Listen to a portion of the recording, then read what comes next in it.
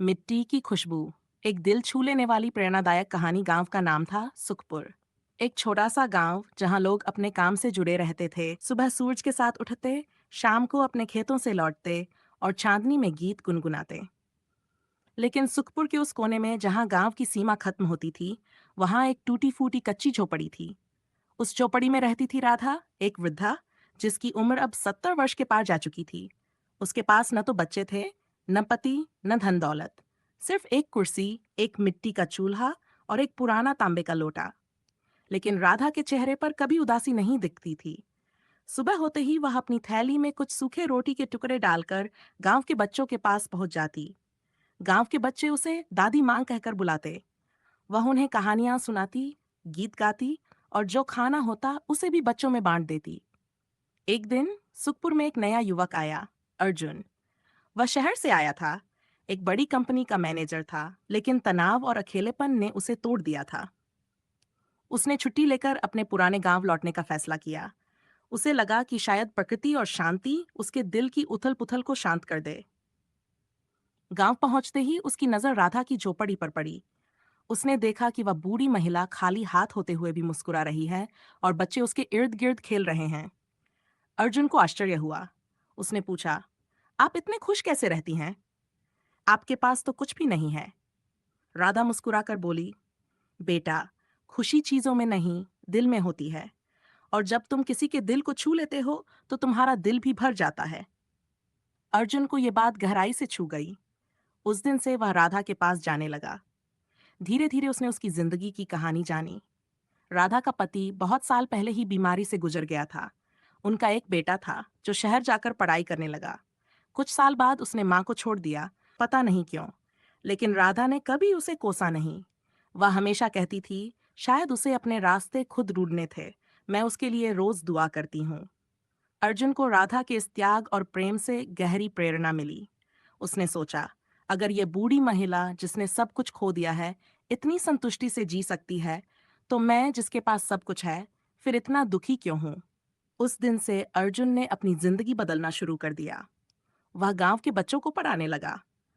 उसने राधा की मदद करनी शुरू की, घर की मरम्मत, खाना बनाना, बच्चों के लिए किताबें लाना।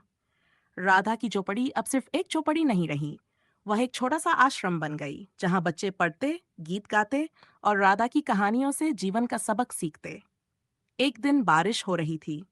अर्जुन ने पूछा, दादी माँ, क्या आप कभी अकेलापन महसूस करती हैं? राधा ने बाहर खेल रहे बच्चों को देखकर कहा, अकेलापन तब होता है जब दिल खाली हो जाए। मेरा दिल तो इन बच्चों से भरा है, ये ही मेरा परिवार है। और तुम तो मेरे लाडले बेटे जैसे लगते हो। अर्जुन की आंखें भर आईं। उसे समझ आया कि सच्चा प्यार वही है जो बिना मांगे, बिना शर्त देता है। समय बीत गया। अर्जुन की छुट्टी खत्म होने वाली थी।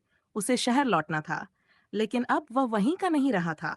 उसके भीतर से बेचैनी गायब हो चुकी थी। उसकी जगह एक नई रोशनी जन्म ले चुकी थी। उसने फैसला किया कि वह अपनी नौकरी छोड़कर सुखपुर में ही रहेगा। वह गांव के बच्चों के लिए एक स्कूल खोलेगा। जब उसने ये बात राधा को बताई, तो वह चुपचाप उसके सिर पर हाथ फेरने लगी। आंखों में आंसू थे, पर मुस्कान भी थी। बेटा, तुमने मुझे नहीं, मैंने तुम्हें बचाया है। तुम्हारे अंदर की रोशनी निकल आई है। अब जाओ और लोगों के दिलों में यही रोशनी ले जाओ। अगले कुछ महीनों में अर्जुन ने गांव के लोगों की मदद से एक छोटा सा स्कूल बनाया। उसका नाम रखा मिट्टी की खुशबू स्कूल, क्योंकि वह जानता था कि भारतीय संस्कृति की जड़ें मिट्टी में ही हैं। हमारी सच्चाई, हमारा प्रेम, हमारा संघर्ष, सब मिट्टी की सुगंध से सींचा जाता है। राधा अब उस स्कूल में प्रेरणा गुरु कहलाने लगीं।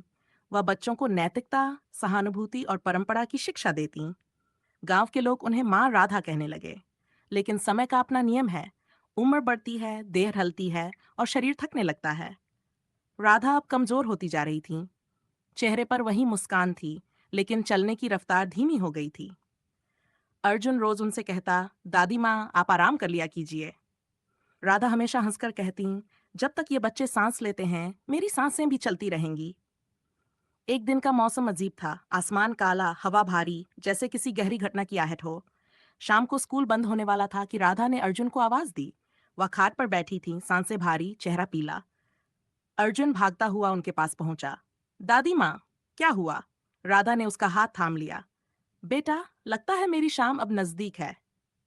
अर्जुन कांप गया। नहीं दादी माँ, ऐसी बात मत कहिए। राधा हल्की मुस्कान के साथ बोली, जन्म लिया है तो जाना भी पड़ेगा बेटे बेटे, मगर जाने से पहले एक बात कहनी है। उनकी सांसें तेज। माँ कहा, लेकिन सच तो यह है कि तुमने मुझे माँ बनाया।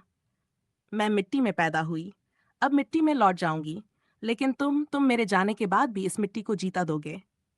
अर्जुन की आंखें बह चली। वह उनके पास झुक गया। मैं वादा करता हूँ दादी माँ, ये स्कूल हमेशा रहेगा और आपकी हर सीख बच्चों तक जाएगी। राधा ने धीमी आवाज में कहा, तूने मुझे बूढ़ी नहीं होने दिया बेटा, तूने मुझे अमर कर दिया। इतना कहते ही राधा ने आसमान की तरफ देखा। आप जैसे भगवान से आंख मिलाकर अलविदा कह रही हों। उनकी उंगलियां ढीली पड़ गईं, चेहरे पर वही शांत मुस्कान जम गई, लेकिन सांसें हमेशा के लिए थम चुकी थीं। अर्जुन चीख पड़ा, दादी माँ उठिए, प्लीज उठिए। गांव के लोग दौड़ आए। बच्चों की आंखों में आंसू थे। सुखपुर ने अपनी मां को खो दिया था। अगले दिन पूरे गांव ने राधा को उनकी पसंदीदा मिट्टी की खुशबू वाली जगह पर दफनाया। अर्जुन ने बच्चों के बीच खड़े होकर कहा, राधा सिर्फ एक महिला नहीं थी, वो इस गांव की आत्मा थी। अब उनकी आत्मा इस स्कूल में बसेगी, हर बच्चे की मुस्कान में, हर कहानी में, हर सीख में। तभी अचानक बादलों को चीरते हुए सूर्य की हल्की किरण राधा की कब्र पड़ी, जैसे प्रकृति भी कह रही हो, राधा गई नहीं, बस फैल गई है। अर्जुन ने कसम खाई कि मिट्टी की खुशबू स्कूल सिर्फ एक स्कूल नहीं, बल्कि राधा का जीवित मंदिर होगा। आज भी सुखपुर के बच्चे उसी मिट्टी की खुशबू के साथ बड़े होते हैं, और राधा की कहानी हर नई पीढ़ी को सुनाई जाती है। एक ऐसी कहानी जो सिखाती है कि सच्ची खुशी देने में है, लेने में नहीं।